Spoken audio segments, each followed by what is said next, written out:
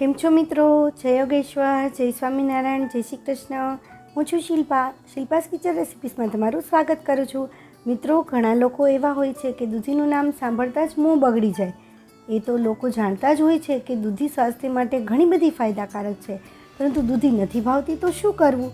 તો એના માટે હું આજે એક જબરજસ્ત આઈડિયા લઈને આવી છું, જેનાથી તમને ખબર જ નહીં પડે અને ખવાઈ પણ જશે દૂધી. તો સ્વાદમાં પણ જોરદાર. ચાલો આપણે બનાવવાનું શરૂ કરીએ. એ પહેલાં તમને એક રિક્વેસ્ટ છે કે રેસીપી છેલ્લે સુધી જોયા પછી જો તમને ગમે તો એક લાઇક જરૂર કરજો, કેમ કે તમારી એક લાઇકથી મને નવી નવી રેસીપી બનાવી અને તમારા સુધી પહોંચાડવાનું મારું પ્રોત્સાહન વધે છે. મારું પ્રોત્સાહન વધારવા એક લાઇક જરૂર કરજો. અને નવી રેસીપીના નવા વિડીયો જોવા માટે ચેનલને સબસ્ક્રાઈબ ન કર્યું હોય તો સબસ્ક્રાઈબ કરી લેજો, જેથી નવી રેસીપીનો નવો વિડીયો તમારી પાસે તરત પહોંચી શકે. તો ચાલો બનાવવાનું શરૂ કરીએ.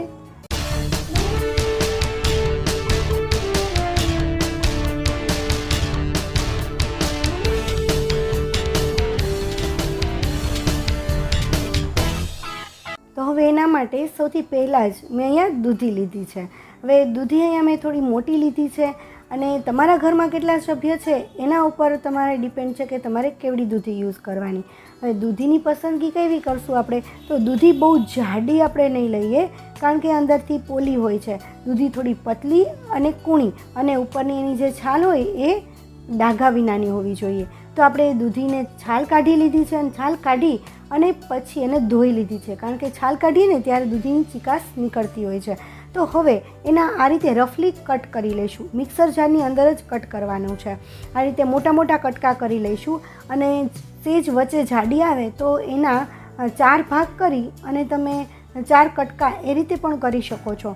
આ રીતે 4 કટકા કરી અને રફલી જ કટ કરવાનું છે. આ રીતે કટ થઈ જાય ત્યાર પછી એને આપણે સરસ રીતે ક્રશ કરી લેવાનું છે. આમાં પાણી કે બીજી કોઈ પણ નાખવાની જરૂર નહીં પડે, કારણ કે જે દૂધી છે એનું જ જે અંદરનું પાણી હોય છે એનાથી એ સરસ રીતે ક્રશ થઈ જાય છે. જુઓ તમે, એકદમ સરસ રીતે ક્રશ થઈ ગયું છે. હવે ત્યાર પછી એની અંદર આપણે એક બટેટું નાખીશું. અહીંયા અમે બટેટું છાલ ઉતારી અને છાલ ઉતારીને પછી ધોયેલું છે, એટલે ત્યાર પછી એની પણ આ રીતે રફલી કટ કરશું, પણ સેજ પતલી કટ કરીશું. એના 4 પાર્ટ નહીં કરીએ, કારણ કે ઘણી વખત બટેટામાં શું થાય છે કે 4 ભાગ કરીએ છીએ ને ત્યારે જ્યારે ક્રશ કરીએ ને ત્યારે એની કણકી રહી જતી હોય છે, પરંતુ જો આ રીતે સ્લાઇસ કરીને તમે કટ કરશો ને તો એની કણકી જરાય નહીં રહે અને એકદમ મસ્ત ક્રશ થઈ જશે. તો આ રીતે આપણે સ્લાઇસ કરી અને કટ કરી લેવાનું, અને ત્યાર પછી બટેટાને પણ સરસ રીતે આપણે ક્રશ કરી લેશું. તો આ બંને સરસ રીતે ક્રશ થઈ ગયું છે. જો તમારી દૂધી નાની હોય તો તમે દૂધી બટેટા બંને સાથે પણ ક્રશ કરી શકો છો. મારે દૂધી મોટી હતી એટલે સમય એમ નહોતું, એટલે મેં બંને અલગ અલગ ક્રશ કર્યું છે. તમે બંને સાથે પણ ક્રશ કરી શકો છો. હવે ત્યાર પછી એની અંદર આપણે થોડા મસાલા નાખી દઈએ. થોડી હળદર નાખી દઈએ. આપણે અત્યારે જેટલી દૂધી બટેટા છે એના પ્રમાણમાં જ આપણે મસાલા કરીશું. તમારા ટેસ્ટ પ્રમાણે લાલ મરચું પાવડર નાખીશું અને થોડું ધાણા જીરું નાખીશું. ધાણા જીરુંનું પ્રમાણ થોડું એવું વધારે રાખીશું, કારણ કે એનો ટેસ્ટ વધારે સારો આવતો હોય છે. ત્યાર પછી પ્રમાણસર મીઠું અને થોડી એવી ખાંડ નાખીશું. ખાંડનું પ્રમાણ થોડું જ રાખીશું, કારણ કે એ જે છે ખટાશને ખારાશને બેલેન્સ કરવા માટે જ હોય છે. બહુ વધારે એને આપણે ગળ્યું નથી કરવાનું. બધા જ મસાલા આપણે મિક્સ કરી લઈએ. મિક્સ થઈ જાય ત્યાર પછી આને આપણે સાઈડમાં રાખી દઈશું, અને એક બાઉલની અંદર આપણે અલગ અલગ પ્રકારના લોટ લઈશું. અત્યારે મેં અહીંયા ચોખાનો લોટ લીધો છે, તો આ ચોખાનો લોટ છે એ 3 ચમચી લીધો છે. ત્યાર પછી ચણાનો લોટ છે, તો એ ચણાનો લોટ પણ 3 ચમચી લીધો છે. અને ત્યાર પછી આપણે જે રોટલી બનાવીએ છીએ ને એ જ લોટ છે, ઘઉંનો લોટ, એ પણ આપણે 3 ચમચી જ લેવાનો છે. તો આ બધા લોટ આપણે લઈ લેવાના છે 3-3 ચમચી. એની અંદર પણ મસાલા કરી લઈશું. જો બધાના અલગ અલગ મસાલા કરીશું એટલે આપણને ટેસ્ટમાં પરફેક્ટ થાય. તો હળદર, ધાણા જીરું અને મરચું નાખી અને ત્યાર પછી થોડું એવું જીરું હાથેથી મસળી લેવાનું, જેથી એની જે ફ્લેવર છે એકદમ સરસ આવે છે. અને એની અંદર આપણે નાખી દઈશું લાલ મરચું. તમે તમારા ટેસ્ટ પ્રમાણે વધુ ઓછું કરી શકો છો. ત્યાર પછી 1 ચમચી આદું અને લસણની પેસ્ટ બંને મિક્સ કરી લીધી છે. લગભગ 1 ઇંચ જેટલું આદું હતું અને એની અંદર મેં 8 થી 10 કળી લસણની ખાંડી લીધી હતી. હવે ત્યાર પછી એની અંદર આપણે દહીં નાખીએ. દહીં જે છે એ બહુ મોડું પણ નથી અને ખાટું પણ નથી, મીડિયમ છે. તો એ આપણે 3 ચમચી નાખીશું. તમારું દહીં કેવું છે એના ઉપર ડિપેન્ડ છે. જો તમારું દહીં બહુ ખાટું હશે તો તમારી આ રેસીપી ખાટી થઈ જશે, એટલે તમારે એ પ્રમાણે તમારે જોઈ અને વિચારીને નાખવાનું દહીં. તો એ દહીં પહેલાં મિક્સ કરી લઈએ. ત્યાર પછી જે આપણે દૂધી અને બટેટાનું ક્રશ કરેલું હતું એ આપણે એની અંદર નાખીશું. હવે આ દૂધી બટેટાનું જે ક્રશ કરેલું હતું ને એની અંદરથી મેં થોડું એવું એક નાની વાટકી જેટલું મેં અલગ કાઢી લીધું હતું, પરંતુ એ હું બતાવવાનું રહી ગયું છે. તો અહીંયા હું તમને કહી દઉં છું કે એ અલગથી થોડું કાઢી લેવાનું છે અને બાકીનું બધું આપણે એની અંદર નાખી દઈશું અને બરાબર રીતે મિક્સ કરી લઈશું. જરાય એની અંદર ગઠ્ઠા ન રહે એવી રીતે આપણે એને મિક્સ કરી લઈશું. જુઓ મારું બેટર કેવું છે, આ રીતનું થીક બેટર રાખવાનું છે. ત્યાર પછી આપણે ફરીથી 2 બટેટા લીધા છે અને એને પણ મેં છાલ કાઢી અને ધોઈ લીધા છે અને ત્યાર પછી એની કટકી કરી લઈશું.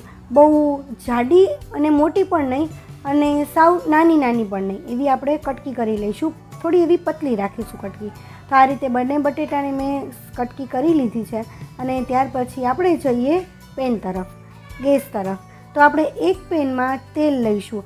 1 પાવડા જેટલું તેલ લીધું છે અને એને આપણે બધી બાજુ સ્પ્રેડ કરી દઈશું. ફરતી બાજુ આ રીતે સ્પ્રેડ કરી દેવાનું છે. મિત્રો મારે અત્યારે જે છે પેન એ નોનસ્ટિક પેન છે. જો તમારી પાસે નોનસ્ટિક ના હોય પેન તો તમે કોઈ પણ એલ્યુમિનિયમનું હોય એ પણ લઈ શકો છો, પરંતુ એનું તળિયું આ રીતે નીચેથી સીધું એટલે કે સ્ટ્રેટ હોવું જોઈએ, થોડું પોળું હોવું જોઈએ, જેથી કરીને આપણું બેટર જે છે એ પરફેક્ટ એમ સીધી રીતે સરસ રીતે સ્પ્રેડ થઈ શકે. જો તમારે નીચેથી ગોળાકારવાળું હશે તો વચ્ચે બેટર જે છે એ થીક રહી જશે, એટલે એ પાકવામાં થોડો પ્રોબ્લેમ થાય છે. તો એના કરતાં આ રીતે જે સ્ટ્રેટ તળિયાવાળું હોય, સીધા તળિયાવાળું એવું જ લેવું. તો આ રીતે બેટર ફરતી બાજુ સરસ રીતે આપણે પાથરી દઈશું અને પથરાઈ ગયા પછી એને આપણે ઢાંકી દઈશું. આ રીતે હું કાચની લીડથી ઢાંકું છું. જો તમારી પાસે કાચનું ન હોય તો તમે સ્ટીલની કોઈ પણ થાળી કે એવું પણ ઢાંકી શકો છો અને એને આપણે 10 થી 15 મિનિટ માટે સ્લો ટુ મીડિયમ ગેસ ઉપર પાકવા દઈશું. હવે એ પાકે છે ત્યાં સુધી આપણે બીજા ગેસ ઉપર આપણે એક નાનું એવું લોયું લીધું છે, એની અંદર આપણે 2 પાવડા તેલ લઈ લઈએ અથવા તો કે 2 ટેબલ સ્પૂન તેલ લઈ લઈએ. બરાબર, એ તેલ ગરમ થાય એટલે એની અંદર રાઈ નાખીશું. ત્યાર પછી એની અંદર જીરું નાખીશું અને થોડી એવી હિંગ નાખીશું અને મીઠા લીમડાના પાન. મીઠા લીમડાના પાનને આ રીતે થોડું ચોળી લેવાના, જેથી એની સુગંધ વધારે સરસ આવે અને તેલમાં એની સુગંધ પડે તો એનો ટેસ્ટ પણ સારો આવે છે. ત્યાર પછી મેં અહીંયા 3 નાની સાઇઝની ડુંગળી જે આ રીતે લાંબી લાંબી કટ કરી લીધી છે. 3 ડુંગળી લીધી છે અને એને લાંબી કટ કરી લીધી છે, એ આપણે એની અંદર નાખીશું. ત્યાર પછી એને સાતડી લઈએ. એને પણ આપણે સ્લો ટુ મીડિયમ પર સાંતળીશું, જેથી એ પરફેક્ટ રીતે સાંતળાય. મિત્રો તમને મારી રેસીપી ગમે તો એક લાઇક જરૂરથી કરી દેજો. કમેન્ટમાં પણ કહેજો મને કે રેસીપી કેવી લાગે છે. મિત્રો હવે મિત્રો અધકચરી સતળાઈ ગઈ છે. ત્યાર પછી આપણે એની અંદર આદુ લસણની પેસ્ટ નાખી દઈશું. આ આદુ લસણની પેસ્ટ જે મેં પહેલાં બતાવી હતી કે 8 થી 10 કળી લસણની અને 1 ઇંચ આદુનો કટકો એને ખાંડી લીધી હતી, એ જ રીતે કરી લીધી છે અને એને પણ તેલમાં સાતળી લઈશું.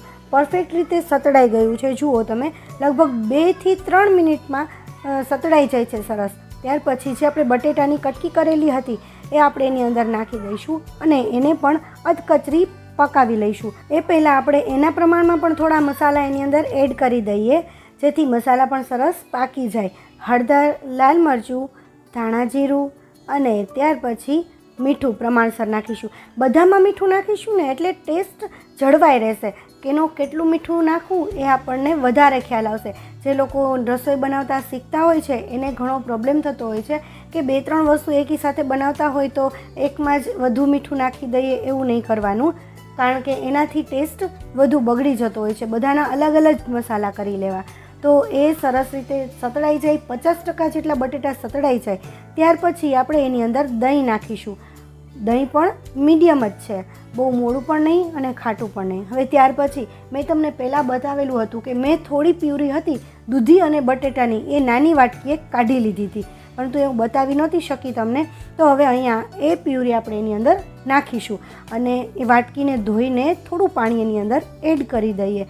પછી એ બધું સરસ રીતે આપણે મિક્સ કરી લઈશું. મિત્રો, તમારું દહીં જો ખાટું હોય સહેજ તો એના પ્રમાણમાં નાખજો. મેં ભલે અહીંયા 2 કે 3 ચમચી નાખેલી હોય, પરંતુ તમારું ખાટું હોય તો એ પ્રમાણે, મોડું હોય તો એ પ્રમાણે નાખજો. ત્યાર પછી બધું સરસ રીતે મિક્સ થઈ ગયું છે અને એને ઢાંકી અને આપણે પાકવા દઈશું. બટેટા પૂરેપૂરા પાકી જાય ત્યાં સુધી આપણે એને પાકવા દઈશું. હવે આપણે બીજા ગેસ ઉપર જે આપણે ઢોકળી જેવું બનાવેલું છે એ આપણે જોઈ લઈએ કે ચેક કરી લઈએ કે પાકી ગયું છે કે નથી પાકી ગયું. તો જુઓ નીચેથી કેવું થયું છે. આ સરસ, એકદમ પરફેક્ટ, એકદમ ગોલ્ડન બ્રાઉન કલરનું થઈ ગયું છે અને પરફેક્ટ પાકી ગયું છે. તો હવે આપણે પેનની અંદર જ નાના નાના પીસ કરી લઈએ. આ રીતે તવેથી જ પીસ કરી લઈશું. તમે ડાયમંડ શેપ કે સ્ક્વેર, તમે કોઈ પણ શેપના પીસીસ કરી શકો છો. હવે તમે જુઓ, અહીંયા હું તવેથી કરું છું તો તવેથાની અંદર બિલકુલ ચોટતું નથી. એનો મતલબ છે કે આપણે જે આ બેટર છે, જે ઢોકળી છે એ પરફેક્ટ પાકી ગઈ છે અને પીસીસ પણ પરફેક્ટ થઈ ગયા છે. તો આ બધા પીસ કરી લીધા છે અને ત્યાં સુધીમાં આપણું જે વઘાર હતો બટેટાવાળું એ પણ આપણું પાકી ગયું છે. બટેટા પરફેક્ટ પાકી ગયા છે. તો એ જે છે એ આપણે આની અંદર એમનેમ જ નાખી દઈશું. જુઓ, આ રીતે ધીમે ધીમે હળવે નાખી અને બધી બાજુ સ્પ્રેડ કરી દઈશું, જેથી જે પીસ કરેલા છે વચમાં પણ એનો વઘાર વહી જાય. અને આ રીતે સ્પ્રેડ કરી દઈએ, પાથરી દઈએ બરાબર. તો હવે અહીંયા મારે વઘાર કરવો છે. તમે આમનામ પણ ખાઈ શકો છો આને, પણ મારે થોડું વઘારવાળું કરવું છે. તો હું એની અંદર થોડું પાણી નાખીશ. 1 કપ જેટલું, અડધા ગ્લાસ જેટલું છે એટલે 1 કપ જેટલું પાણી થાય. તો એ મેં પાણી નાખી દીધું છે અને આપણે ઢોકળીને આ રીતે થોડી થોડી ઉથલાવી લઈએ. હળવા હાથે ઉથલાવીશું, જેથી ભાંગી ન જાય અને આપણે જે પીસીસ કર્યા છે એ પરફેક્ટ રીતે બહાર આવે. તો આ રીતે જુઓ તમે, પરફેક્ટ પીસ આપણા સરસ સ્ક્વેર છે એ નીચેથી ગોલ્ડન બ્રાઉન કલરના થઈ ગયા છે અને એ સરસ બહાર નીકળી ગયા છે. જે આવા આપણે કટિંગ કરેલા હતા એવા જ નીકળ્યા છે. એટલે એ આપણી ઢોકળી છે એ પરફેક્ટ પાકી ગઈ હતી. તો હવે આને આપણે થોડી વાર પાકવા દઈશું, જેથી આપણી ઢોકળીની અંદર પણ આપણો જે વઘારનો મસાલો હતો અને જેનો ટેસ્ટ હતો એ એની અંદર આવી જાય. તો એને પણ આપણે 2 થી 3 મિનિટ પકાવી લઈએ. એ પાકી ગયું છે અને જુઓ તમે, વાવ, સુગંધ તો બહુ જ સરસ આવી રહી છે. આ એકદમ પરફેક્ટ રસાવાળું શાક. તમે કોઈ નહીં કહે કે આ દૂધીનું શાક છે. અને જો તમે આ રીતે બનાવશો તો જે દૂધી નહીં ખાતા હોય ને એ પણ દૂધી ખાવા લાગશે. છે એકદમ ટેસ્ટી અને ફર્સ્ટ ક્લાસ, જબરજસ્ત આઈડિયા છે. મને આ જે આઈડિયા મનમાં આવ્યો ને ત્યારે મેં અમારા ઘરમાં જે દૂધી નહોતા ખાતા ને એ પણ ખાવા લાગ્યા છે. તો મને થયું કે હું આ રેસીપી તમારા લોકો સાથે પણ શેર કરું. હવે એની ઉપર થોડી સજાવી ધજાવી દઈએ અને કોથમરી થોડી ઉપર નાખી દઈએ. મિત્રો, તમને મારી આ રેસીપીનો આઈડિયા કેવો લાગ્યો મને કમેન્ટમાં જરૂર કહેજો. ગમ્યું હોય તો એક લાઈક જરૂર કરી દેજો મારું પ્રોત્સાહન વધારવા માટે. અને હા મિત્રો, હજી સુધી તમે ચેનલને સબસ્ક્રાઈબ નથી કર્યું તો રાહ શેની જુઓ છો? આવા જ નવા વિડીયો જોવા માટે ચેનલને સબસ્ક્રાઈબ કરી લેજો. Thank you for watching. નવી રેસીપી સાથે ફરીથી મળીશું. ત્યાં સુધી બાય બાય. જય શ્રી કૃષ્ણ.